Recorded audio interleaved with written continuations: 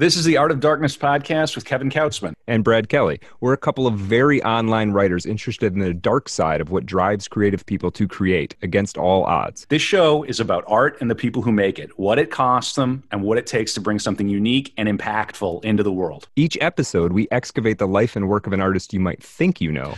Don't worry, they're all safely dead. On every episode, we try and find out just what the hell was wrong with them and how they worked through their darkness to create something that lives on after them and continues to move culture. Find us online at artofdarkpod.com and on Twitter at artofdarkpod.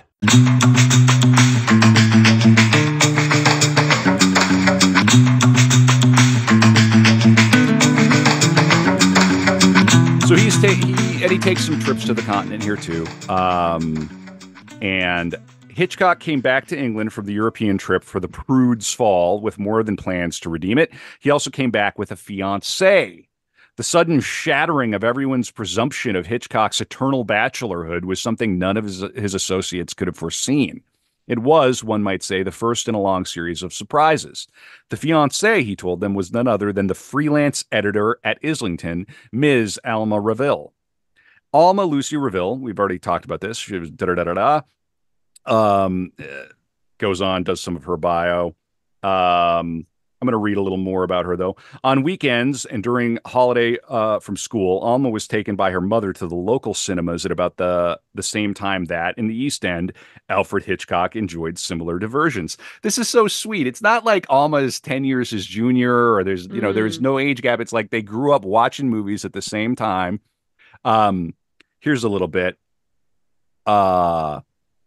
The studios of the London Film Company were a short bicycle ride from the Reville home, and Alma often went to watch the actors perform in short outdoor scenes. Her enthusiasm was so great that by the time she was ready to leave school, her father was able, through a neighbor, to find her a job, which we know. It was, Alma said, the only place where it would be possible to work without experience. All right, and getting into their relationship, they worked together on several of the Belkin Cuts films, these producers. And the marriage proposal finally came aboard ship from Germany to England. God, to propose to somebody on a boat. Really good. That's really good. We're going from Germany to England. That's a nice, good, very cinematic, very, filmic. After location scouting, so they go on a location scouting trip to Germany. They're coming back, and he proposes. And here's what Hitch said about it. The day I proposed to Alma, she was lying in an upper bunk of a ship's cabin. The ship was floundering in a most desperate way, and so was Alma, who was seasick. We were returning to London from Germany. Alma was my employee. I couldn't risk being flowery for fear that in her wretched state, she would think I was discussing a movie script. As it was, she groaned, nodded her head, and burped. It was one of my greatest scenes, a little weak on dialogue, perhaps, but beautifully staged and not overplayed. Nice. Wow. Nice. Really fun. All right. I'm going to read a few more paras, and then I'm gonna stand up. I gotta use the restroom here quick, but okay. I found a great summary of The Onion Fiend. Why don't you do that now, and then I'll summarize The Onion Fiend, Brad. I'll be right back, and then when I come back, we're going to talk a little more about their engagement, and then we're going to really get into his career and move us forward. Go ahead, Brad. Yeah. This was a short film in 1907 that Hitchcock would have seen, and there's not a ton of information about it online. I don't even know if you can actually watch it, but there's a great summary of it on IMDb. I'm not even going to read the whole thing because it goes on for a while, but it's hilarious. Our drama of tears and laughter opens with the purchase by a young man who essays to enact the part of its hero of a large supply of succulent and odoriferous onions, with which he immediately regales himself, reckless of consequences and indifferent to the fact that he is making a living and breathing nuisance of himself to his friends and, indeed, to all who come in contact with him. His first appearance in public after he has feasted to his heart's content is at a pleasant evening party where the ladies and gentlemen are engaged in a progressive card game and apparently are passing an agreeable evening. The Onion Fiend, being politely received by his hostess, is placed at one of the numerous card tables and at once enters into an animated conversation with his associates, but alas, something seems to be wrong. Smiles fade, and disgust takes their place on the pretty faces of the ladies, and only the close of the game affords relief when the fragrant one and his partner, having won the game, progress up to another table, to the great satisfaction of those left behind and the responding discontent of those who are now to enjoy his peculiar aroma. Wow. Just a movie about a stinky guy. They just thought it was the funniest thing in the way. The guy keeps eating the onions. He's eating the onions in front of the ladies. Right. These ladies, they're playing a card game in a parlor. Right. Could you imagine the pitch? Like, I've got this idea for a movie. Right. It's going to be the funniest thing you've ever seen. There's this guy. He's eating onions. Onions? Ah!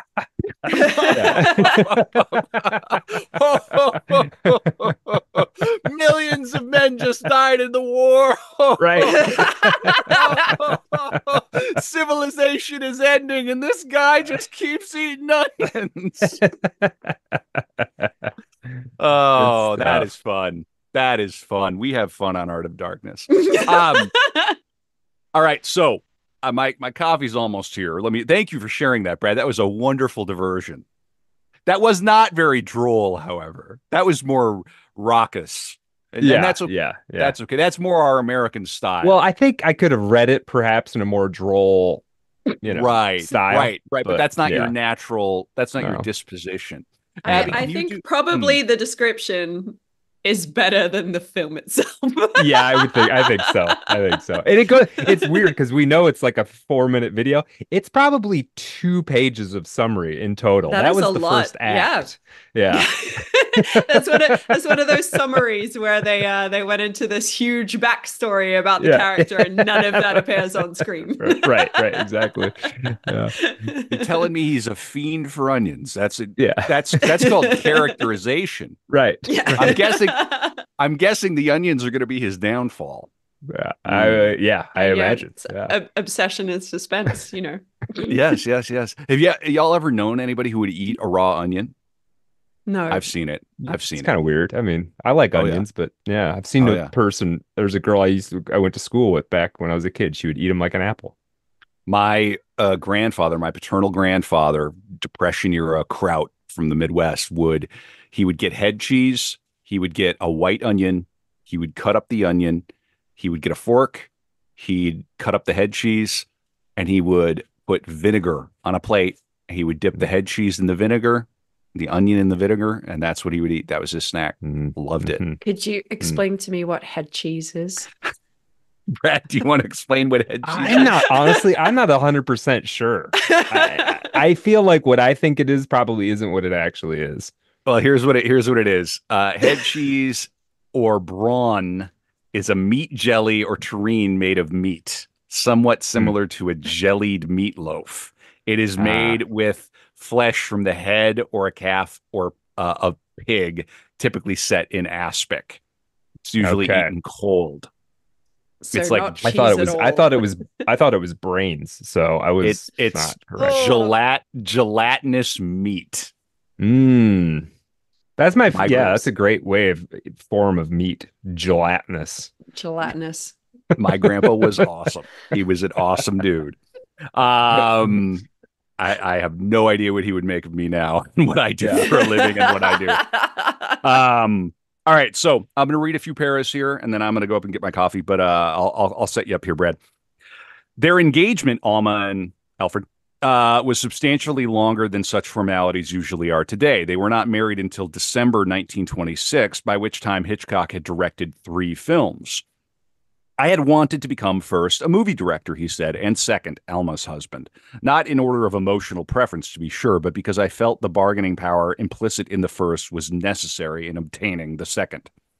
In light of this curious and exceptionally revealing statement, it is important to note that once they were married, Alma's future as a producer and director in her own right, which was more than a possibility in the minds of producers and directors they were working with, was completely subordinated to her husband's career. kind of a classic story.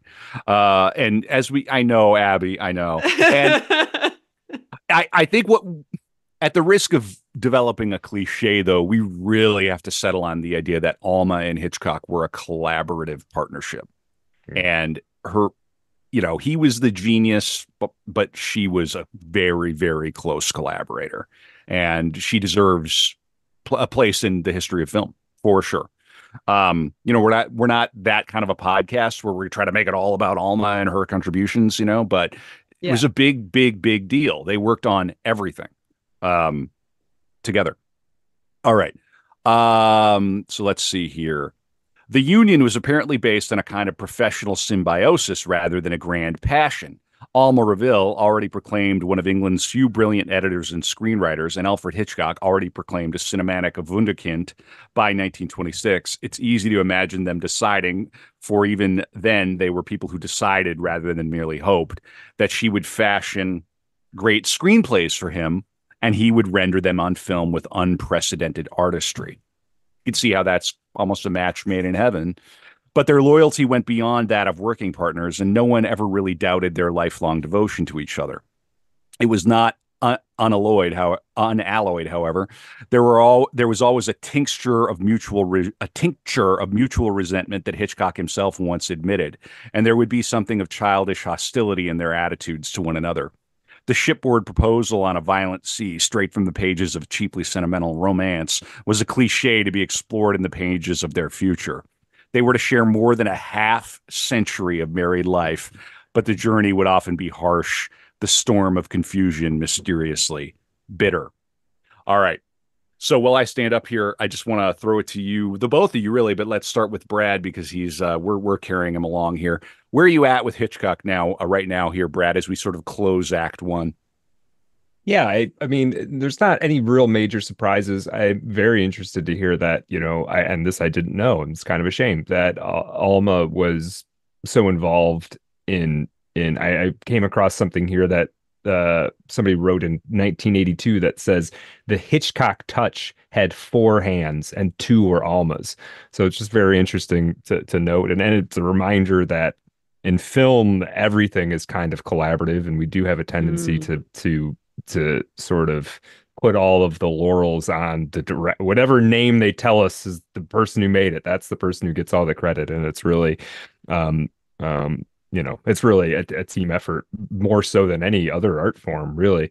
So yeah, that's interesting. And I love this, like Kevin was saying, being very interested in this transition from theater to film. I'm really interested in the early days of film because it feels like this much more established art form that's kind of always been around. But in Hitchcock's day, it's kind of the Wild West. Like nobody's really sure what works. So nobody's really sure how to tell a story in a way that's going to captivate people. And so it's exciting to think about. Yeah, it's exciting that excitement has to be really cool. I don't know that we have, I'm not sure. I mean, tell me if I'm wrong. I mean, I'm not sure we have something going on like that now. Maybe I'm just like not young enough to see it happening now. Like, what is the new, what's the equivalent of like a nascent it would have been video games like 20 years ago. Yeah. Right. Yeah, that's true. Yeah. Mm-hmm. Where now it's what, shit posting? Yeah, shit posting, crypto grifts. Okay. Shit posting about crypto grifts. Right. Podcasting. I actually do think podcasting is like a new kind of like long form radio. Like I think people will look back on this period and go, okay, that's that there was a renaissance of creativity around that. Yeah. Mm-hmm. What were you going to say, Abby? There's been a lot of talk recently about like because if the film industry is kind of as the film industry as it is and as it has been is sort of in a death rattle at the moment because like nobody's going to the cinema unless it's to one of these big blockbuster films because the tickets are expensive and they can't take the risk to spend like $100 or whatever, like how much it costs to take your family to like buy the popcorn and like go to the place and all of that these days, especially when you know that the movies are going to come to Netflix or Amazon or whatever, like either immediately or within a matter of weeks, and so it's like it's a thing we don't want to lose, but there's just sort of like a big confusion about what you do to get people to go again, and also to get companies to make things that are original. And it's not new that like IP was a thing in the past. I mean, we're going to go through some of Hitchcock's films, and they're all based on books or like short stories or something that already existed. But there's an obsession at the moment with making something that already has some sort of inbuilt audience to it, because it's all ultimately a huge risk. And I think people are sick of hearing the same stories. I think they're sick of remakes. But it's how do we get people back out there again? How does cinema have the revival that like something like vinyl had, for instance? Yeah, it is a bit mysterious. It's interesting. The IP stuff is, once you start to look at that lens, that like somewhere, what gets greenlit or whatever, there's a spreadsheet and the IP column is hugely weighted. If you can get something that it didn't even necessarily have to make a ton of money in its first iteration, as long as it rings a bell for people. Pop-Tarts. Yeah. Right. Right. I have a friend who once had to their manager sent them to a meeting with an executive because the executives had optioned the game Fruit Ninja, which, as I understand it, just as a ninja sword that cuts fruit. Right. And so they were getting all of these writers in going, what is the Fruit Ninja movie? How would you write that? How would you tell that? It doesn't even have a character. Like, it's just a hand with a sword. Yeah, it's ridiculous. Yeah. Fruit Ninja. Fruit Ninja. Oof. Yeah, but the Fruit Ninja is our Onion Man. The Fruit Ninja is our Onion Fiend. That's what it Onion is. Fiend. Nothing changes. He's a fruit ninja. We just need to be more creative, clearly. I think the three of us could just be stupider. And we could just be stupider. We could just be stupider. but then we wouldn't have our wonderful audience for Art of Darkness. So thank you for covering for me. Apparently there was a little spillage, but I ordered the liter sized coffee. Yeah. I'm still wow. okay. That is a dark coffee. Yeah. I need it. Well, this is Art of Darkness, Abbie. So all right. Yeah. So now we have a sense of Alma now, and Alma and Hitch's relationship, and we can sort of imagine how that would play out. So yeah. Okay. He would go and he would work in Germany, and he would make films, and he's sort of in this period of creativity. They would finally marry in 1926 at Brompton Oratory in London. Alma, raised Protestant, converted to Catholicism, the one true faith, before the wedding, reportedly at the behest of Hitchcock's deeply religious mother. Mother-in-law. Many such cases. Many such cases. It was an intimate and private ceremony reflecting their shared tendency to keep personal matters out of the public eye. Shortly after their wedding, Alma and Alfred became parents to their only child, Patricia Alma Hitchcock, born in 1928. Good. You did it in order. That's good job. From the beginning, Hitchcock and Alma's marriage was defined by a deep sense of mutual respect and admiration. He often credited her with being his closest collaborator and creative sounding board. Despite his public image as the dominant director, it was Alma who would often guide him behind the scenes, providing vital feedback on scripts, editing, and even casting. She was known for her sharp ear for dialogue and her keen understanding of story structure, which made her an invaluable asset during the screenwriting phase of his films. She co-wrote several of his early films, including The Ring, The Constant Nymph, and The Romance of Seville. Her contributions were not limited to the script. She was deeply involved in editing, and kind of helped develop his sense of suspense and pacing, tension and pacing. And her attention to detail was legendary. Alma spotted a continuity error in Psycho when, in many years later in 1960, which we're going to come to, when she noticed Janet Leigh's character swallowing after being killed in the famous shower scene, leading to a necessary re-edit. So she's going frame by frame. We're going to talk that shower scene to death on this episode. But she, so can you imagine if that scene, if they had left a little in there? Oh, no. Kill the whole thing. Kill the whole, yeah, no pun intended. So good. All right. Let's see here. I want to see here. I have early British film work. I want to read a little bit about this. There was you could about imagine there was a bit of anxiety about Britain having its own cinema. And here's something that he said. The Americans have left us very few stories to tell. But there is no reason why we should not tell stories of English boys who leave the village and make good in the big city, why rural drama should not be found and filmed among the mountains of Wales and the moors of Yorkshire. Our history, national and imperial, provides a wonderful storehouse of film drama. And there is the sea, our particular heritage. Not only the Navy, but the great business of the mercantile marine should have a place on our screens.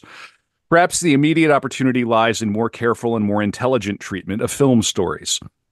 The American film directors, under their commercially minded employers, have learned a great deal about studio lighting, action, photographs, and telling a story plainly and smoothly in moving pictures. They have learnt, as it were, to put the nouns, verbs, and adjectives of the film language together. But even if we conceive the film going no further as an art, it is obvious that what we must strive for at once is the way to use those film nouns and verbs as cunningly as do the great novelist and the great dramatist to achieve certain moods and effects on the audience. How many people, I wonder, realize that we do aim at moods in our films? We call it tempo. And by paying careful attention to the speed with which we act our little plays, we do attempt to guide the observing minds into the right mood. A light-hearted comedy played slowly may produce the sense of impending doom, just as a too brightly acted drama might never give an atmosphere of tragedy. I had to film a little scene in The Farmer's Wife 6 times the other day because the players took it too slowly to fit in with the mood of the picture. Film directors live with their pictures while they are being made. They are their babies just as much as an author's novel is the offspring of his imagination. And that seems to make it all the more certain that when moving pictures are really artistic, they will be created entirely by one man. Okay? Are we getting a sense of where we're going? Yeah. So he's fighting this sort of sense of I guess you call it the studio system, or I don't know what you would call it, but this early sort of hyper collaborative. He wants to create the auteur director. Like, I'm the novelist of my film. You might not think of me that way, but that's how I think of me, that way. And he helped to create that idea. So yeah, let's do a little more about 1927 and the year in film there, right? Let's just listen to this.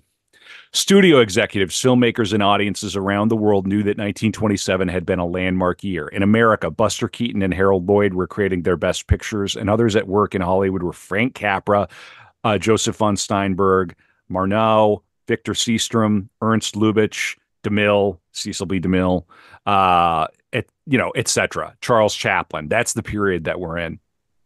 It was also the year that Jolson first spoke from the screen. In Germany, Fritz Lang and G.W. Pabst were making enormously creative advances in film, etc. So it's just film is really coming of age right at the time that Hitchcock is like kind of hitting his prime.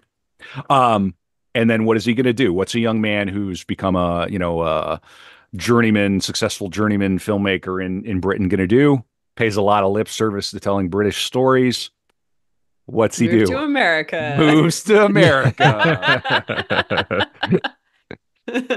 We're going to LA, baby. Um, so yeah. And I think this is kind of officially act two of our story here. In the late 1930s, after establishing himself as a successful director in the British film industry with works like The 39 Steps and The Lady Vanishes, Hitchcock made the pivotal decision to move to Hollywood. His first American film, Rebecca. Do you know Rebecca, Abby? Do you know I this one? haven't seen Rebecca actually. If I, Brad, have you ever seen this one? I actually just saw that this summer. This summer. That was great. What? It's incredible. Why did you see it this summer? I was in my wife and I were in a hotel in Peru, and we were tired from traveling, and there was a limited selection of what we could stream, and that was on there, and we were like, "That sounds good." Daphne du Maurier, Hitchcock. Let's check it out, and it's great. What's it about, Brett? What's the story? It's so there's a very wealthy man. I don't remember who it's played by, but he's a very well known actor of the time. Sherwood, or no, that's the screen starring Laurence Olivier. Laurence Olivier, yeah, maybe you've heard of him. Yeah, The right, Laurence right. Olivier. Well, yeah, I mean, I think he's mostly known. We know him now for like these Shakespearean roles, but this is much more of a like a not quite a noir, but a classic Hollywood cinema. He's a very wealthy man with a dark and mysterious past, and he basically sweeps this young woman off of her feet, who's the assistant for this other woman who's in kind of high society, and takes her to his estate. And I don't want to give any spoilers away because the turn is quite good, but there's like a deep mystery about this man's former wife and the sort of spiritual and psychological hold that she had on the house and what was her real fate. And it's kind of all uncovered piece by piece. It's great. Yeah. Yeah, and that's his first American film, and it goes on to win the Academy Award for Best Picture, 1940. Really And he was overlooked for Best Director, and he would never win Best Director in his career. Hmm. Can you believe that? Crazy. He was nominated. And I think this is one of the only films. Yeah, here. Rebecca won 2 Academy Awards, Best Picture and Best Cinematography, and was nominated for 9 more. It's the only film since 1936, when awards for actors in supporting roles were first introduced, that, despite winning Best Picture, received no Academy Award for acting, directing, or writing. Strange. Usually one of those is the indicator for if it will win Best Picture. Yeah, naturally. Winning one of those other categories. Of course, yeah, of course, because how could it be the best picture if it's not also the best in one of these other things? I mean, I guess one must imagine that the fact that this guy is British and new to the industry in Hollywood, I imagine there's people are buying these awards and moving stars around and playing games and things. So, but best picture for his first outing, not bad, right? And so he lands in Hollywood. This was a like well-produced film. Yeah, because that award goes to the producers, right? So they're like, sure, yeah. The production of this was spectacular. Yes, yeah. So, and I have a little bit more in the outline about Alma and her work on Rebecca, the Foreign Correspondent, Suspicion, Saboteur. She would work with him on this. One of the best examples of her role came during the making of Shadow of a Doubt in 1943, a film that Hitchcock often cited as one of his personal favorites. Alma worked closely with him on the script, helping to shape the dialogue and ensure continuity. So she would work on structure a lot with him. And they're still collaborating, of course, over here in Hollywood, and that's where he becomes really famous. And she would take on more responsibilities working for and with him, and her official credits would start to wane, and because he would hire assistants, he would formally have assistants. but she would continue to edit the scripts, provide feedback, and occasionally she would even step in to direct scenes. So, okay. She was also known for her ability to handle Hitchcock's sometimes difficult personality. While Hitchcock was notorious for his mood swings and perfectionism, she was the calming force that kept him grounded. So just giving Alma her due here as we go along. Now, we were getting to a really important part of the outline that we have. We're getting into the movies. Because we're here to talk about Hitchcock's movies. Like, we're talking about his life. This is a biographical profile, but this is a guy who, like, Hitchcock was his career as much as anybody we've covered. Like, this was like an all-consuming thing for him. You can't make 60 features without it being, I feel like. Right? Yeah, that's a lot of movies. Mm. Yes, and everyone's a new budget, everyone's a new crew. It's crazy. It'd be like launching 60 startups or something. Mm-hmm. You know, each one nuts. takes about 18 months, like, minimum to complete. Yeah. Crazy. Yeah, and each one is its own business. Yeah. It's crazy. Well, in any case, so we're going to get to one of my favorite Hitchcocks. We've got like 5 or 6 movies that we're going to cover here, films we're going to cover here. I want to talk about Rope real briefly, and then I'm going to pass it off to Abby to talk about the next one. But Rope happens in 1948, so we're we're kind of around World War II time. And Brad, have you seen? It's post-war now, but Brad, have you seen Rope? Yeah, we talked about that earlier. It's been so long ago, I couldn't give a good setup on it, but I remember really liking it. Yeah, Abby, you know Rope, correct? I do know Rope. Yes, I have seen Rope. Yep, and it's based on a 1929 play by Patrick Hamilton of the same name. I love Rope. This movie is so good. It's so tense. There's a body in the room. The entire time. If you don't know Rope, check it out. I use Rope when because sometimes people will come to me and ask about plays and playwriting, and I'll say, well, do you go to the theater? Well, I can't. I'm in somewhere where I can't. I'm like, well, you could always can. There's always a high school production or a college. But I have a short list of cinema that I say, okay, the next best thing is something like this, and Rope is 100% on that list. What is the gimmick to Rope, Abby? If you had to describe the gimmick. So the gimmick is that he's tried to make it appear like it's one continuous take, which is something you'll see in modern films like Boiling Point or Victoria or 1917.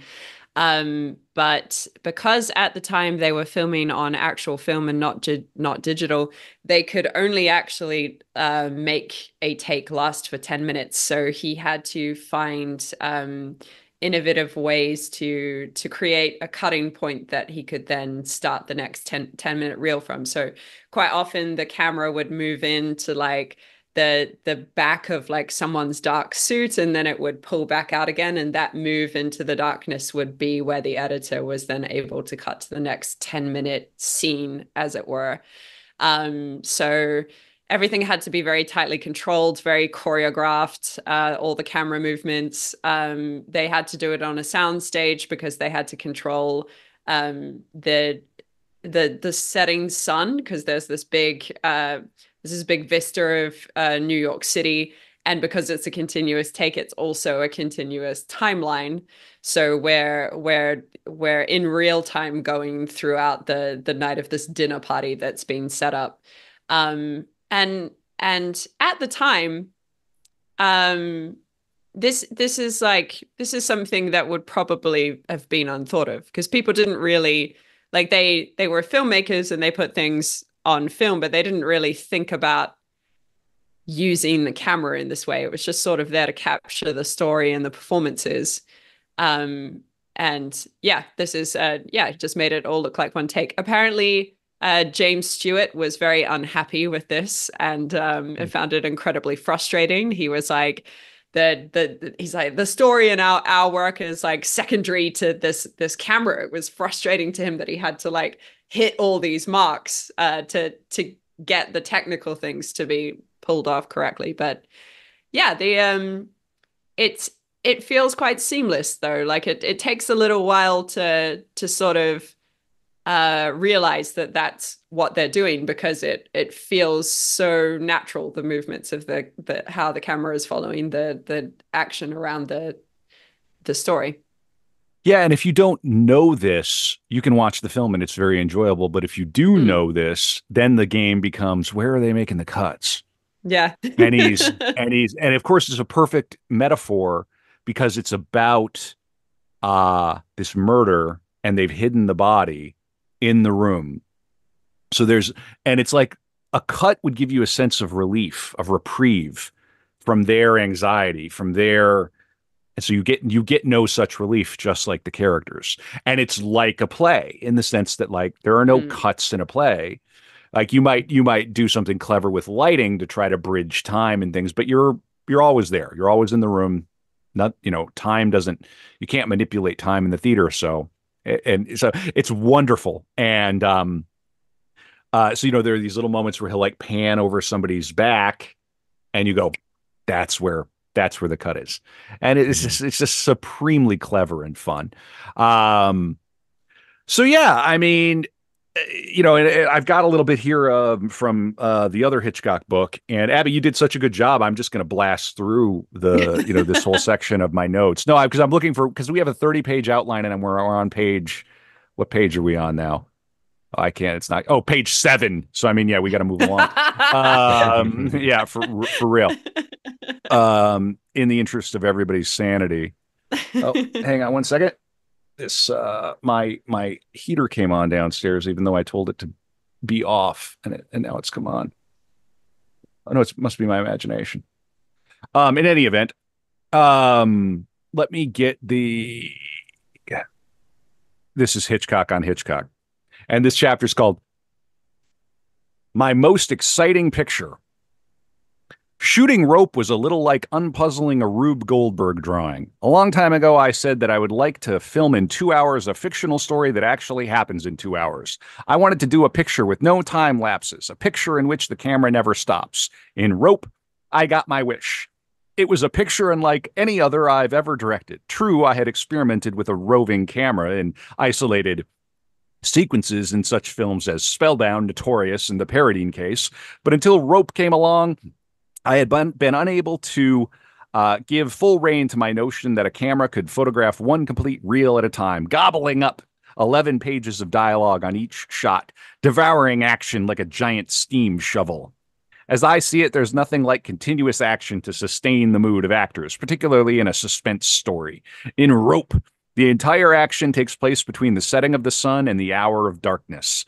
There are a murder, a party, mounting tension, detailed psychological characterizations, the gradual discovery of the crime, and the solution. Yet all this consumes less than 2 hours of real life as well as real life. Actually, it took us 35 days to wrap up the picture. The sight The sight of a take under these conditions is something new under the Hollywood sun. It's like being backstage at one of those madhouses that comedian Joe Cook used to devise when he was explaining why he couldn't imitate the Four Hawaiians. I have no idea what that means. Here, for instance, is a brief glimpse of the action in reel 2 of Rope. For you get the idea, he's such a showman, and he's so like Rope and my picture Rope, and I love it. I love it. For a full 9 minutes, the roving Technicolor camera poked its nose into every corner of the collapsible Sutton Place apartment. Prop men crouched on their knees beneath the camera. Boom, moving furniture and putting it back. Lights dimmed down in one corner of the apartment, went up in another. Wild walls slid silently on Vaseline-greased rollers. Script supervisors, prop men, electricians, and camera crew waggled their fingers and made faces at each other in a series of soundless, prearranged signals. And the camera, which had started facing south, was now facing north. One completed reel, 950 feet of film was in the can. There was a sudden silence. Then came a loud whisper from one of the harried, exhausted prop men. "This," he announced, "is the damnedest picture I ever worked." I love Rope. It's so good. Like of all the movies that are on this list, that's the first one I would go to. And there's this story of this like pompous academic who, and I think there could be some lessons for Twitter around this, who talks a lot of shit about like Nietzsche and Mm. philosophy and the if I'm not mistaken, and the boys take it a little too seriously. Mm. Yeah. So there's this sort of idea of like a little knowledge can be a dangerous thing, and it's really cool. It's very very cool. So I strongly recommend. And I made this outline with Abby, so I got to throw Rope in there. It's like my personal favorite. Um, so yeah, I'm gonna read just a little bit. So they had all these like technical hurdles. The set became almost like a character in the film, as its adaptability was crucial to the success of the long takes. The walls and props were mounted on rollers so they could be moved silently and precisely in and out of the camera's path. Um, he employed a large, specially designed Technicolor camera for the shoot. So he's got like this. If you want to do any of your own research for this, and that's not research, but just look up like Rope behind the scenes camera. It's super weird. Like they had to do like all sorts of innovative stuff for this. One of the most striking features of Rope is its backdrop of the New York City skyline, which also had to be dynamic to simulate the passage of time. The cyclorama, the largest ever used at the time, included detailed miniatures of iconic buildings like the Empire State and Chrysler buildings, and it featured changing lighting to reflect the setting sun and the transition from day to night. Even the clouds in the background, made of spun glass, were meticulously altered throughout the film to enhance the illusion of time's passing. Uh, yeah, I love it. I just love Cool. it. So yeah, Jimmy Stewart yeah, he said that he felt like the acting kind of got lost a little bit. Like I'm living inside a gimmick here. Um, he once remarked, the really important thing being rehearsed here is the camera, not the actors. So yeah, and I mean, of He course, did if you, such a great job in that film. oh yeah, he's He great. was he was amazing. So Hmm. dynamic and Hmm. Well, and if you've seen Birdman, Russian Ark, all of these movies owe their, that idea to Rope. Little bit here about homosexual subtext and censorship. hmm The relationship between the two lead actors, Brandon and Philip, was inspired by the real life Leopold and Loeb case, in which two young men in a same sex relationship murdered a boy as an intellectual exercise. While the play upon which the film is based explicitly depicts the characters as gay, the film was made at a time when sexuality was highly controversial and censored.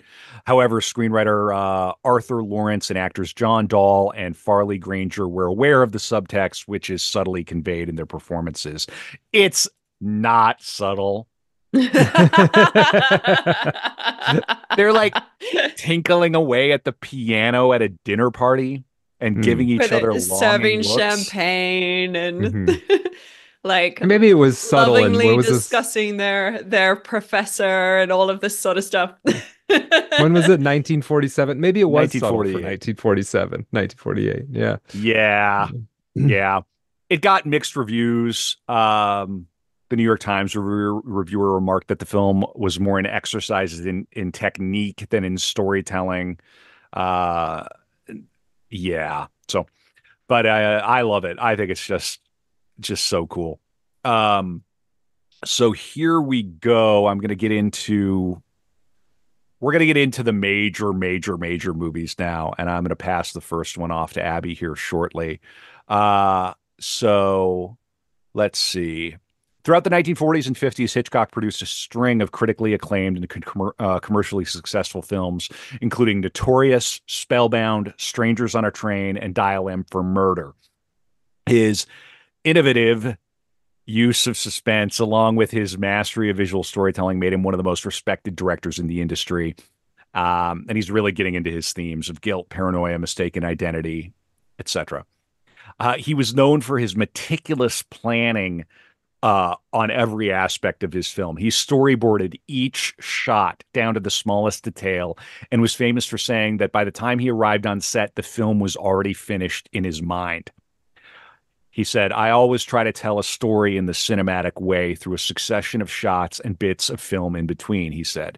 His precision and control over his work made him both revered and feared by those who worked with him. And I want to give an impression now from the biography of um, where he's at. Is this the one? I might have gotten the page wrong. Let me see. Oh, here it is. This book does that thing where the opening of the chapters don't have the page numbers, so I go to the next page and then I get confused. Um, For the first time in more than a decade, there was no project to occupy him, nothing waiting to be adapted, no major actress or writer engaged for a new story. Jack Warner, I assume of Warner Brothers, right? The real people, had extended the distribution agreement for the now quietly defunct Transatlantic Pictures, and Hitchcock, at least, had a multi-picture deal with that studio under which he would act as his own producer and have a free hand in his choice of material. But little good that freedom did him in late 1949 and early 1950, when he was alternately depressed over his professional inactivity and cheerfully confident that a film idea would presently arise. He began to take an interest in the cultivation of the vast acreage he owned in Northern California, and he consulted vintners and horticulturists who advised him on raising grapes appropriate to the soil and climate of Santa Cruz. In 2 seasons, there was a healthy crop from which he realized a healthy income. Listen to this. By 1950, Alfred Hitchcock had amassed considerable wealth, international fame, substantial Hollywood bargaining power, 2 homes, land, stocks, and some Texas cattle and oil interests. Yeehaw! Nice. But he had still not achieved the kind of success as producer-director he had hoped for, and this knotted him. During this time... Wait, what did he want? The hell did he want? I think he wanted total control, Okay. producing, directing. He wanted an Oscar for Best Picture, Brad. Right. Yes. I Yet mean, another for artist Best Director, fueled. sorry. Yeah. Yet another artist fueled by spite. Yeah. Yes. During this time, he affected the image of a part-time gentleman farmer and part-time producer, but in fact, he was mostly a full-time wanderer, traveling from Bel Air to Scotts Valley and back, lunching at Romanoff's or the Brown Derby, dining at Chasen's or Perino's, or at home alone with Alma, or with at most a few colleagues who expressed to one another concern about his drinking. A very dry martini, he would say to his guests, is simply 2 parts gin and 1 short glance at a bottle of vermouth. That is a very dry martini. That is hilarious. You just consider that's really funny. After a cocktail hour and a half on such occasions, he would impress the diners with Dover sole he had ordered flown over, or a lobster souffle from Maxim's that had just arrived on an air transport from Paris. Wow. Without a film to be the repository of his creative energies, Hitchcock reverted to the patterns of eating and drinking he had tried to curb during more active periods. The pounds lost returned quickly, and, as is typical in such cases, he soon weighed more than before. All right, so I just wanted to get that in to give an impression of kind of where he's at in 1950. I mean, he's world famous, household name-ish, one of the most famous directors in Hollywood, drinking heavily. Now I've got a little bit about his leading ladies and his need for control, and then I'm gonna pass it over to Abby for Rear Window. As his fame grew, so did his reputation as a director who exerted obsessive control over his actors, particularly his leading ladies.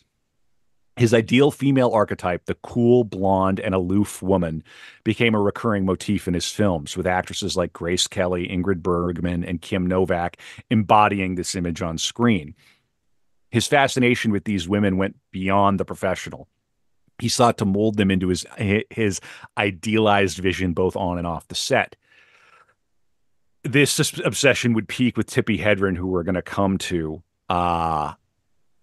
his need for control over his leading ladies was not limited to his professional relationships. His personal life was marked by deep insecurity stemming from his weight, his fear of rejection, and his belief that he was unattractive. In many ways, his films were an expression of these insecurities.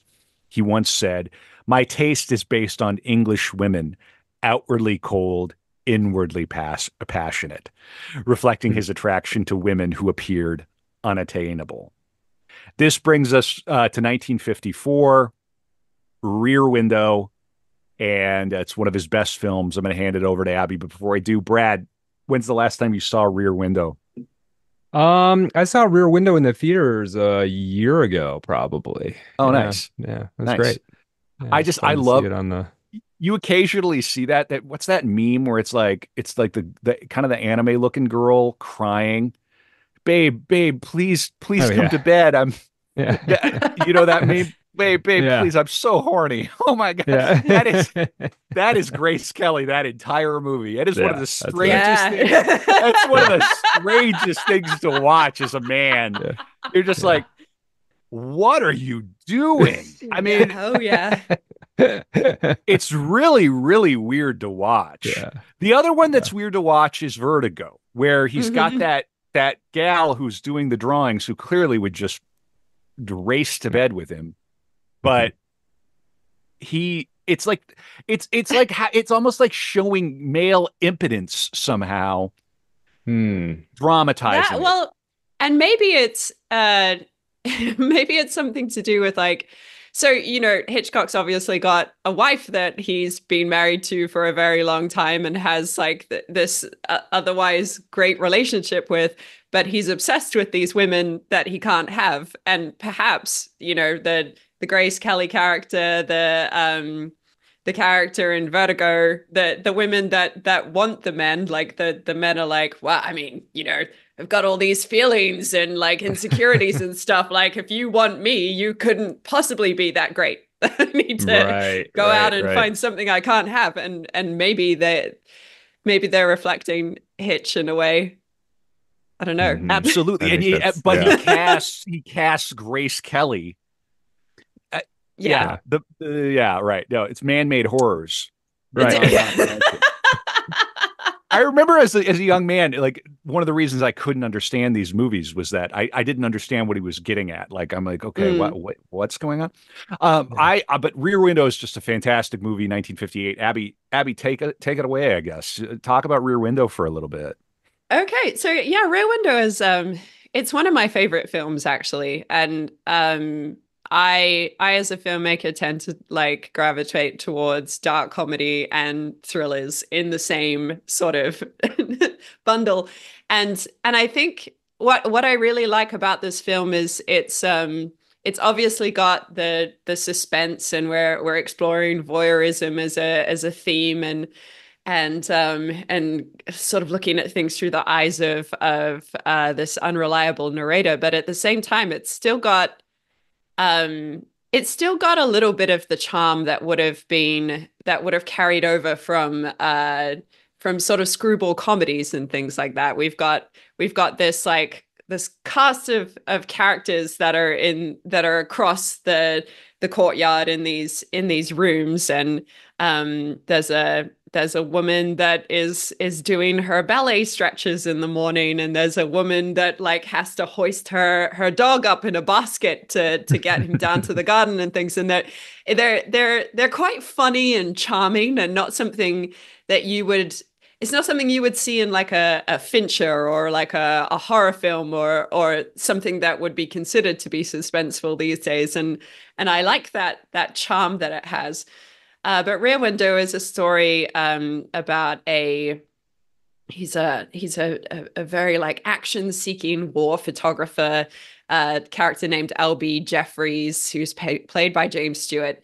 And in the pursuit of this photograph, this wild photograph of a car crashing, he ends up breaking his leg, and he's confined to his apartment in the like in Manhattan somewhere. And he's in a wheelchair. He's in his pajamas. He can't go anywhere. He's got this nurse that comes to to look after him occasionally, and she's sort of surly and also cannot understand why he is not marrying the perfect woman that comes to see him all the time. And he's bored and restless. And at some point you meet his girlfriend, who's played by Grace Kelly, and she's a dazzling socialite that wears some incredible dresses. And she also works. She's a businesswoman. She's rather intelligent, and like that's after learning about Alma's influence in Hitchcock's life. Like I was thinking about the women in Hitchcock's films, and a lot of them are actually quite fully realized. They're intelligent and they're charming and they have jobs and they can be sassy at times, and they're flawed and they make incorrect decisions, and they're not really just archetypes. And I wonder if she had some sort of bearing on how they were imagined in this way.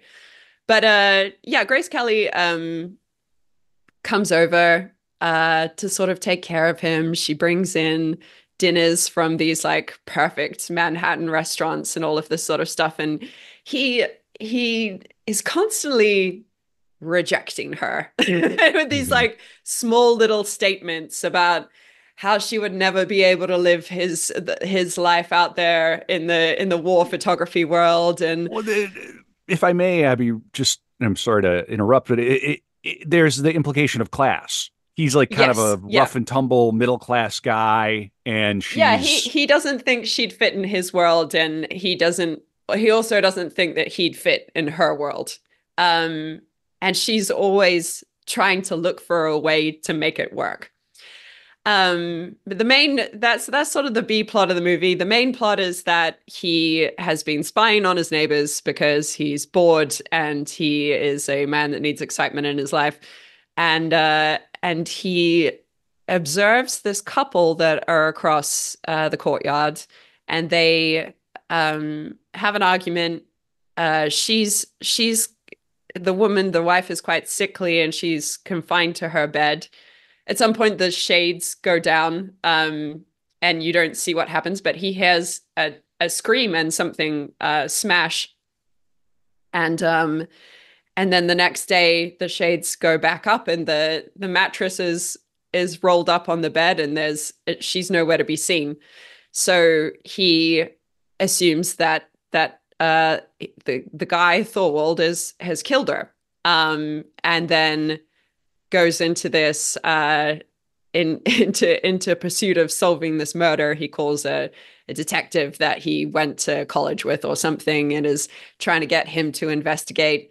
He enlists the help of the nurse and of Grace Kelly's character Lisa, and at some point they're all questioning whether he actually has seen this or whether he's made it up in his head. And then ultimately it's Lisa that does the sort of like hard yards to go and find out if it was a murder, and she gets arrested in the process, having broken into Thorwald's apartment. And he's proved to be right, to cut a long story short, that there was a murder that went on. And then by the end of it, he is now seeing Lisa in a different light, and can kind of now imagine that they might have a future together. So it's nicely wrapped up bow, but it's fantastically told through the point of view of this character. Like we're in this movie quite literally fixed in one place, like his place at the window. We see everything through the long lens of his camera, through some binoculars, through his whole idea of the narrative. And like at film school, we're always told, when you're setting up your master shot for a scene, you have to try to give it some sort of point of view, rather than we're just observing what it is. And this the way that this was shot was quite cinematically different from other films at the time, in that he helped along the feeling of suspense and thrillingness by fixing us in Jimmy Stewart's position in the world. Sorry, Kevin, what were you going to say? No, not at all. No. That's great. That's great. I love how, I mean, it's a film about a photographer. And he's looking through his camera, and then in the climactic moment, he uses his flash to like slow the villain down, you know. And you've got this inert protagonist, right? Which cool. He can't take action other than to get other people to do what he needs done for him, which is very much like a film director in a certain sense. Well, I mean, they always say the person with the camera in their hands in the scene is the director. They represent the director, whereas like you give someone a typewriter or a pen or whatever, they represent the writer. Right. Well, and it says here in the notes that the film relates to McCarthyism. Did you do some research there? Do you want to talk about that? I sort of was thinking about the time and thinking about voyeurism and thinking about people spying on their neighbors, and I was like, wait, was this around the time of McCarthyism? and it doesn't like, nothing has ever been written to say that it directly was a comment on McCarthyism, but I guess like a lot of those sort of influences would have been coming in at the time. You know, you've got people living in close proximity to one another in this film. They're scrutinizing each other. They like, L.B. Jeffries comes up with little stories for all the people in the apartments opposite him. He's watching their comings and goings. He's sort of like making assumptions about who they are, and then he, based on what he observes, goes on to inform on some of his it is this sort of like Calvinist spying on your neighbor to make sure they have no sin. Is sort of there. It's very American, but it's also sort of like, you ever see the pictures of like the Italian grandmothers looking out of their windows like on the neighborhood? It's almost sort of it's a sort of a womanly behavior. Yeah. Right. Yeah. Like neighborhood watch, you know, kind of, who's that over there? You know, but, no, you're right. I'm going to watch this again and think about some of the things you said. It's a very interesting film, very rich.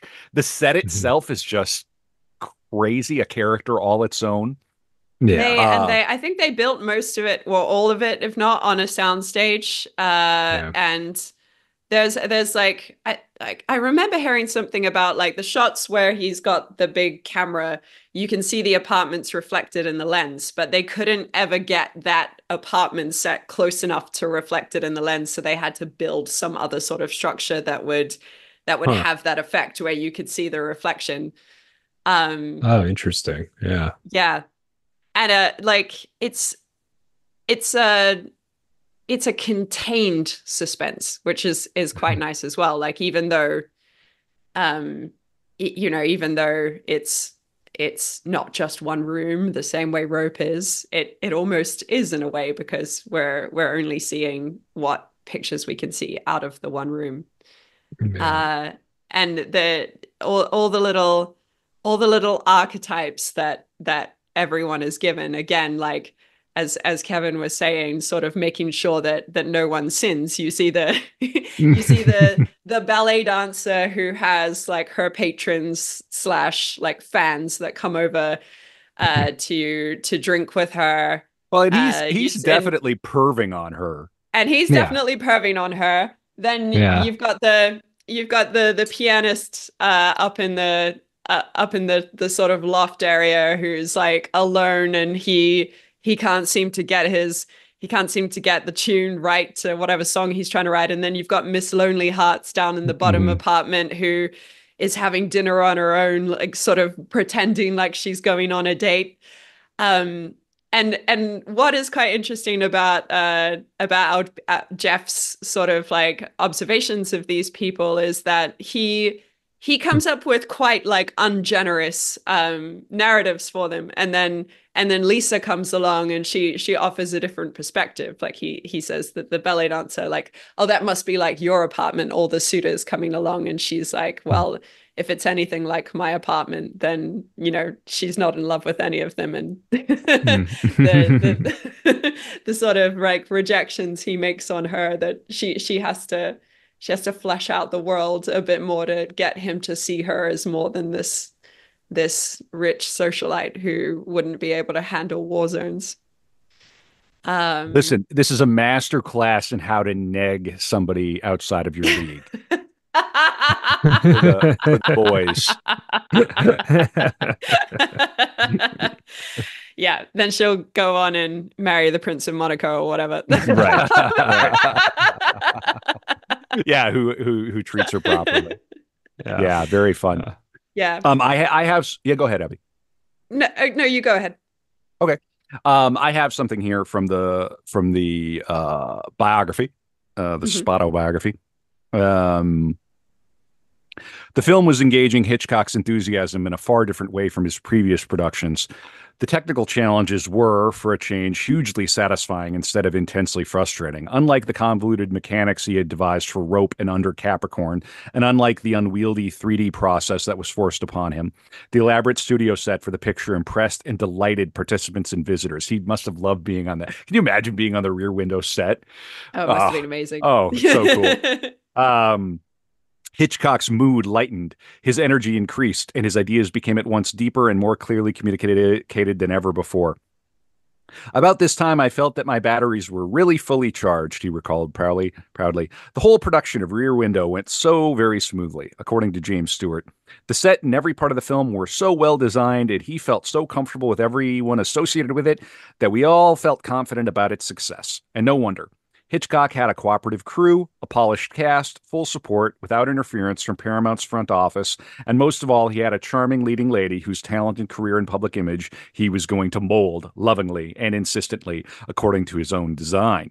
With her cool, elegant beauty, her suggestion of inner passion, her flashes of congenial wit, and her willing submission to his mentorship, Grace Kelly, no relation, Brad, was the answer to his professional fancy and personal fantasy.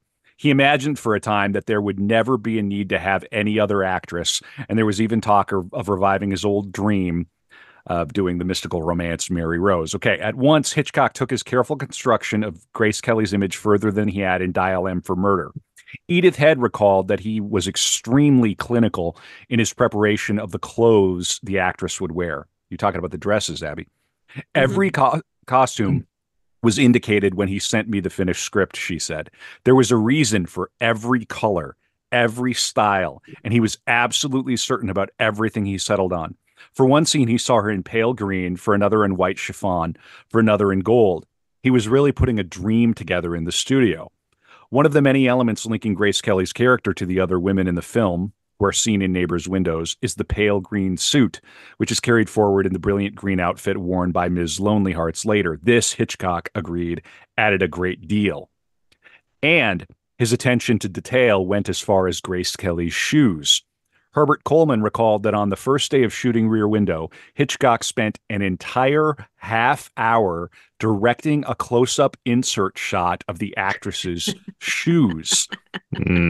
A shot he never used in the finished film. Oh, never used. Right. I think.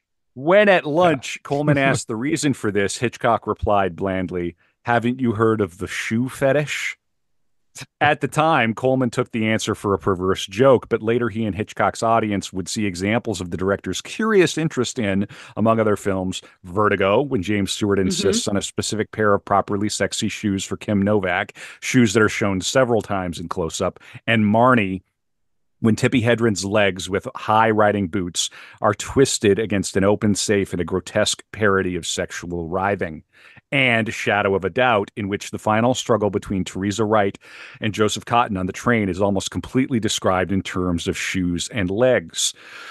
Had used a similar image earlier.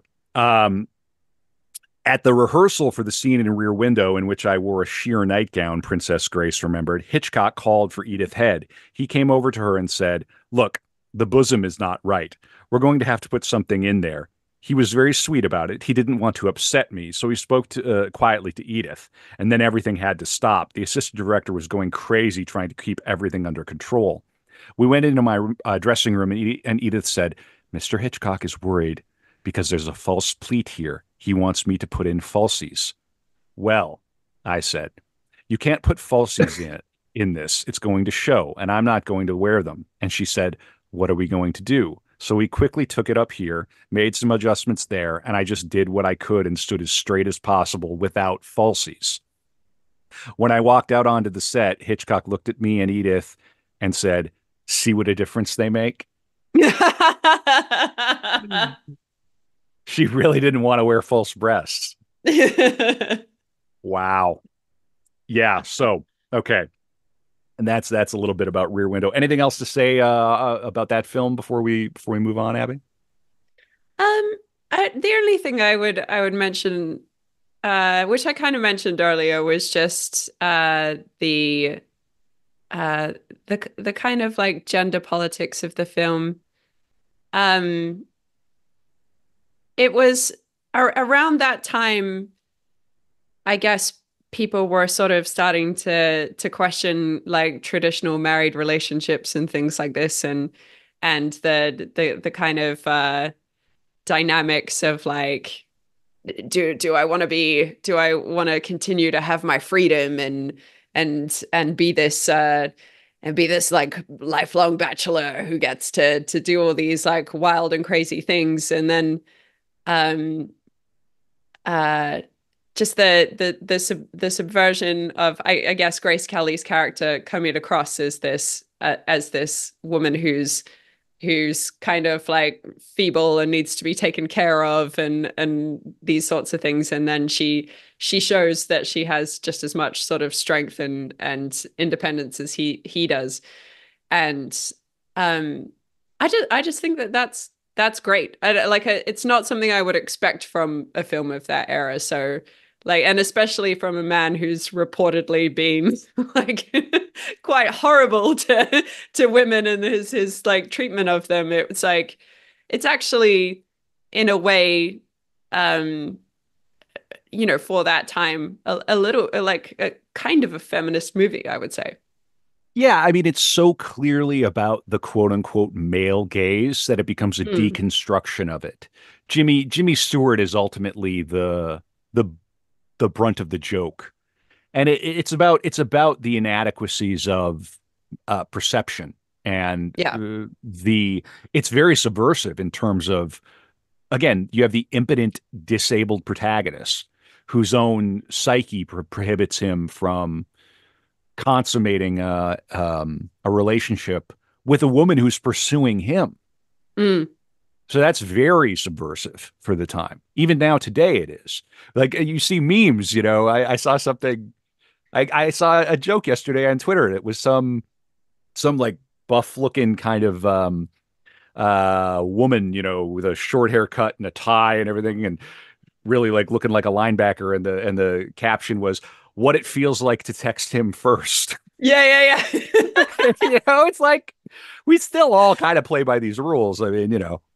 Well, and interestingly, I mean, we're going to go into these other films, but the women are quite often the pursuers in the Hitchcock films. And in Birds, Tippi Hedren very Yeah, much pursues absolutely. the guy, and oh, what was the other one I That watched? that's the whole plot of Yeah, the birds. That's the whole theory. I mean, we'll get to the birds, but that's the whole theory, is that she upsets the natural order by yeah. Oh, pursuing and the man. Psycho. Yep. Yeah. Yeah. You're right.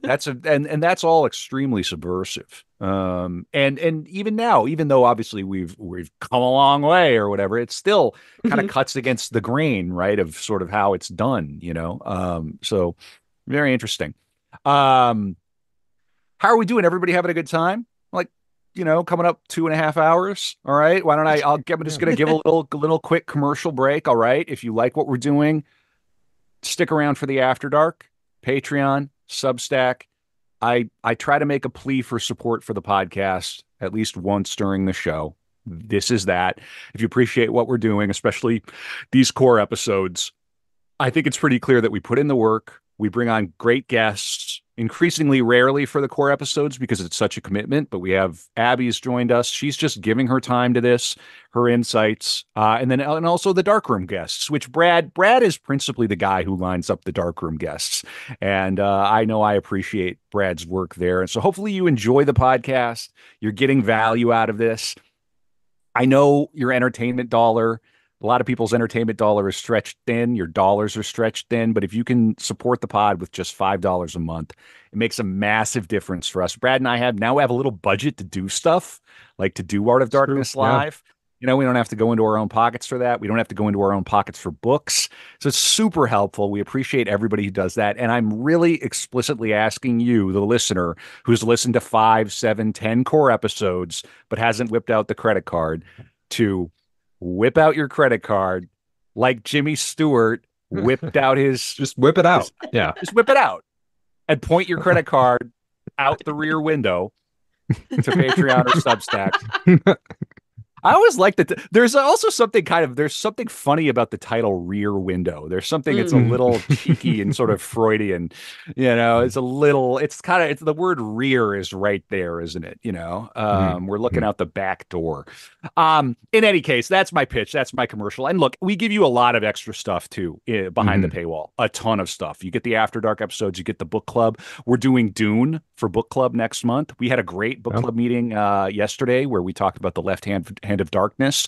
Some great insights there. Those are all recorded. So there's just a ton of stuff. If you like Art of Darkness, $5 a month gets you in the door, gets you in the rear window. All right.